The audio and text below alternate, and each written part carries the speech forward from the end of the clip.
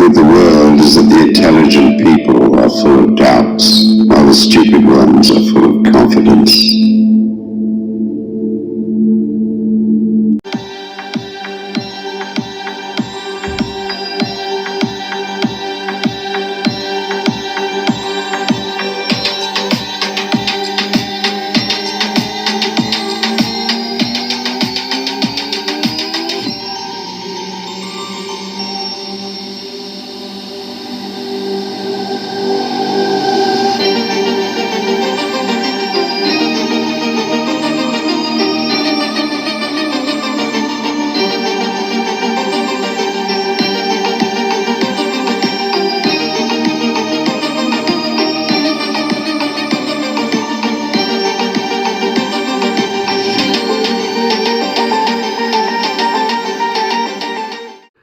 Hi everyone and welcome to Clooney Watches channel.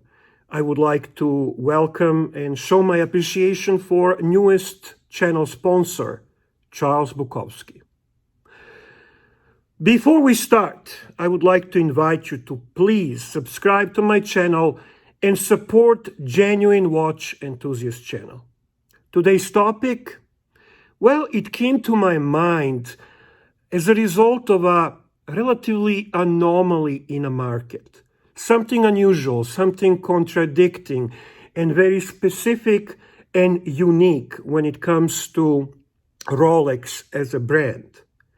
We have seen a significant gray market, I'd rather say secondary market, I don't know why we're calling it gray, jump in prices on a steel Rolex pieces. And yet, on the secondary market, we can purchase precious metal pieces at slightly lower cost. Well, most of them. Some of them. The example I'm using today is, I think, illustrating this anomaly perfectly. We have a steel Rolex Pepsi, which is running at about 25,000 Canadian dollars on the secondary market. And then we have the Rolex GMT Pepsi black dial white gold running about 40,000 Canadian dollars on a secondary market. So one watch is significantly above the retail. The other watch is slightly below the retail. What actually makes sense to purchase for someone who doesn't have access to buy Pepsi in steel at retail? Makes me wonder, makes me think. Also, kind of want to address, I heard one douchebag recently on YouTube commenting that he would never really look into buying white gold Rolex because if you're going to spend money on a precious metal, you want to show precious metal on your wrist. I don't know that that's exactly the way I think, so I kind of processed that idiotic comment and I wanted to come to my own position on that. And that is actually white gold showing any advantages or any aesthetic reasons that you would want over the steel? I am lucky to have both watches in my possession, so I thought it would be cool to actually look at them, compare them, talk a little bit about them. But I think for that, it's best we jump into Clooney's watch studio. Let's go. And here we are at Clooney Watches studio, and we are going to take a look at these two beautiful Rolex GMT blue and red ceramic Pepsi watches in steel on the left, on Jubilee bracelet, and in white gold on the right in the Oyster bracelet. But before we start, I'm sure you noticed this Pan-American memorabilia.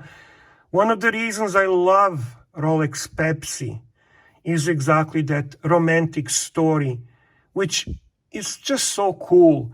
When Pan American was starting to travel long intercontinental flights, looking for a watch that would properly provide dual time zone, and Rolex came up with the famous Rolex GMT, which is by far my favorite Rolex line. Now, taking a look at these two beautiful watches, I mean, we're going to notice immediately differences. One is in steel, and it is on Jubilee bracelet, which some love and some don't. I like to call it jingly jangly, jingly jangly Rolex bracelet, but it is of the highest quality, and it does provide a certainly different look to the watch. You will also notice difference in the colors of the bezel. Well, the reason for that, this is actually Mark II Rolex Pepsi, when they changed the color of the bezel, slightly darker blue and slightly different red. If you're looking at the Rolex Jubilee Steel Pepsi's first generation, Mark II, you will notice that they have a bezel exactly like this, which some see it as a little bit purple and a little bit burgundy. So some people did not necessarily like that shade of blue and red.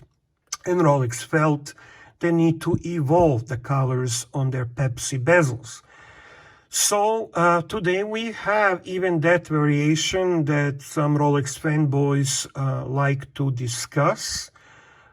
Personally, I like them both. I wish I can have Mark I, Mark II, Mark III.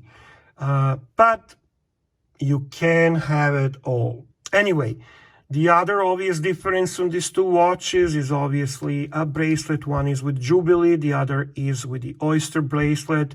Again, debate will go, which one do you prefer? But it is certainly making sure that it distinguishes steel from white gold, because the steel GMTs are only available on Jubilee bracelet. They come into the red and blue combo, and blue and black, popularly known as Batman. Now, this is a previous version of white gold. The new version comes with the blue dial, and it comes also as a choice in meteorite dial, which is extremely hard to get and one of my grails. Now, I love both of these watches, and you know what? Purpose here is not to favor one over the other, but let's talk about what are the differences that are not necessarily obvious to the eye. Well, 904L steel and white gold certainly have a different color and different gleam when it comes to these two watches. Personally, I love the white gold gleam on the watch. There's something very luxurious about it. And the other extremely noticeable thing is in the weight of the watches. The white gold, which is certainly much more dense material, is much heavier. And to me, it kind of gives this higher level of luxury as a result of it. It has this heavier presence on your wrist. The steel is much lighter, but it is more wearable. You see, white gold, besides higher density, is also much softer material, and its scratch is easier. But don't get misled by some people who are telling you it's soft as a chocolate. No, it's not the case. It's not even close to that. It is just softer in comparison to 904L steel that is used on this watch. I am cautious with my watches regardless of their value, regardless of the type of watch. So I hate scratching them. I'm cautious. So for me, it's not really a big difference. But I do have to admit that you probably, if you're wearing a watch every day, you probably would want a steel piece. Next thing that is this is a newer movement in this one. If you go with the blue dial on the white gold, the movements are identical. But in this case, this movement has a higher power reserve that might be favorable to some. Most of the Rolex fanboys don't see that as the importance. I simply look at the Rolex movement as evolving, but I love them all. And even if it's a vintage sub, I still admire that movement tremendously. That's kind of the main and awesome differences. But the one thing that I wanted to discuss truly is value of the watch.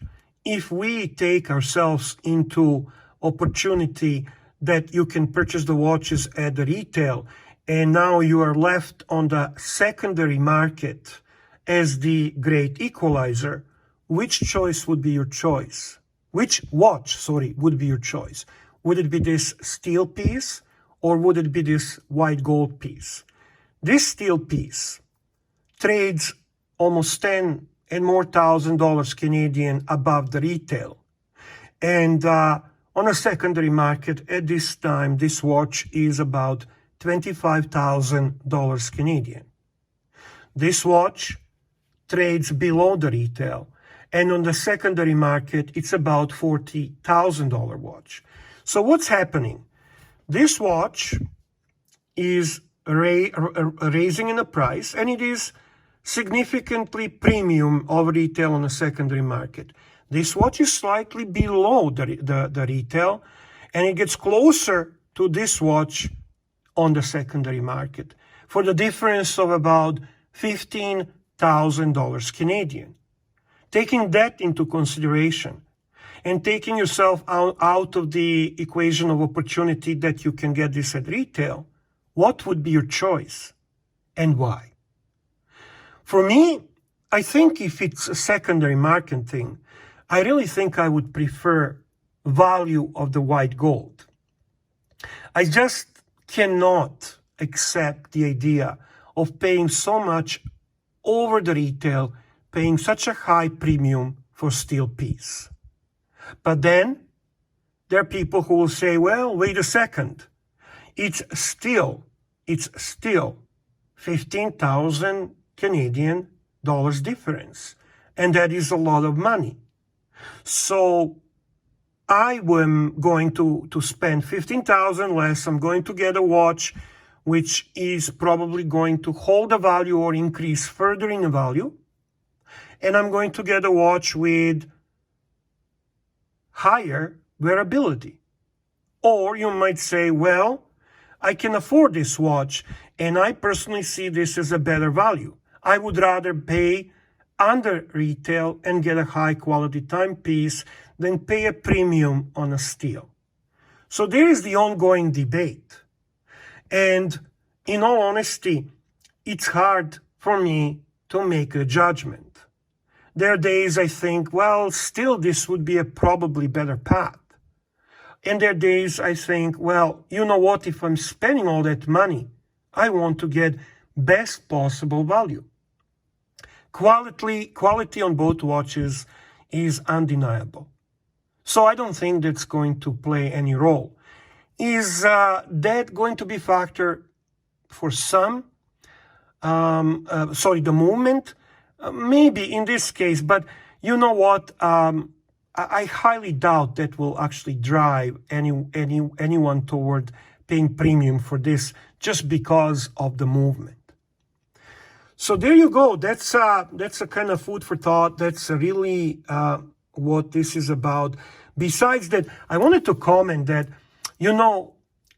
white gold, there will be people saying, why would you get white gold? It looks exactly like steel. Well, no, it doesn't. It truly doesn't. It's specifically when you see it in metal, you will notice that there has this higher level of gleam. You will notice that it's much heavier, much more dense, much more luxurious feel on the wrist. I know that certain douchebags feel, well, I'm spending for precious metal, so I want this to say, F you, I can afford gold watch. Look at my wrist. I'm a big guy. I'm a big shot. in reality, that's idiotic. This, you know it's a white gold. You know it's a precious metal piece. You enjoy it personally. And also, it makes it kind of more wearable. It is more appropriate for the office. It is more appropriate even for the daily use. And it is quality you know about. And those who are in know. To me, that has such a significant value. Anyway, there you go. That's my my story on these two pieces, which I genuinely love them both. I would like to hear, obviously, from you. What are your thoughts on this? Where do you see this dilemma going? Gold versus steel. And I'm really talking specifically in Rolex. So, you know what? I have not much more to say about these two watches, so let's go back to Bear Clooney's cave. And we're back in Bear Clooney's cave. You know, I am pretty sure that most of you had your opinion on this subject way before this video. And the purpose of this video truly is not to sway you one way or the other. It is really just an opportunity for us to discuss the subject, to try to communicate with each other and see what's the logic behind it. In my opinion, it is definitely marketing anomaly, where one line of the product on a secondary market sells for significantly more than retail, where the other line of the product, which is just as beautiful, just of high quality, just unique, sells slightly less. And they're kind of meeting, they're kind of targeting and going toward the same point. So it is kind of inconclusive. It is kind of contradicting. It is kind of like something that will make you think, especially if you are shopping on secondary market. I completely understand that at retail there is no debate, but the purpose of this video is to make you think, what would you do if you did not have that opportunity at retail? And the other thing is that kind of came out naturally from it for Bear Clooney is the white gold of Rolex, separation between douchebags and those who appreciate certain things and refinement.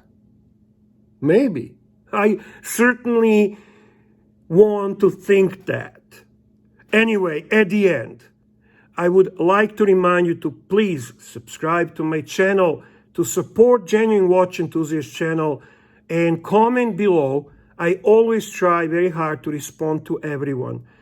And at the end, message from our sponsor, Charles Bukowski, and all the best to all of you. People are strange. They are constantly angered by trivial things, but on a major matter like totally wasting their lives, they hardly seem to notice.